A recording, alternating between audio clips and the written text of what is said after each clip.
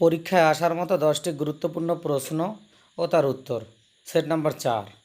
প্রথম প্রশ্ন, কোন দুটি গ্রহের আবর্তন গতি প্রায় সমান? উত্তর হলো মঙ্গল ও পৃথিবী। 2 নম্বর প্রশ্ন, মেত্তুর বাঁধ কোন নদীর উপর গড়ে উঠেছে? উত্তর হলো কাবেরী নদীর উপর। 3 নম্বর, ইদুক্কি জলবিদ্যুৎ প্রকল্প কোন নদীর উপর গড়ে উঠেছে? উত্তর হলো পেরিয়ার নদীর উপরে। উরি জলবিদ্যুৎ প্রকল্প কোন রাজ্যে গড়ে উঠেছে? উত্তর হলো জম্মু কাশ্মীর, ঝিলাম নদীর উপরে। 5 নম্বর, ন্যাপথা-বাকরি জলবিদ্যুৎ প্রকল্প কোন রাজ্যে গড়ে উঠেছে? হিমাচল প্রদেশে।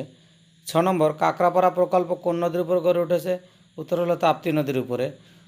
7, মুকুটমণিপুর বাঁধ কোন নদীর উপর গড়ে উঠেছে? উত্তর হলো বরাকর নদীর উপরে। 8, আপাতামি উপজাতি দেখতে পাওয়া যায় কোন রাজ্যে? অরুণাচল প্রদেশে।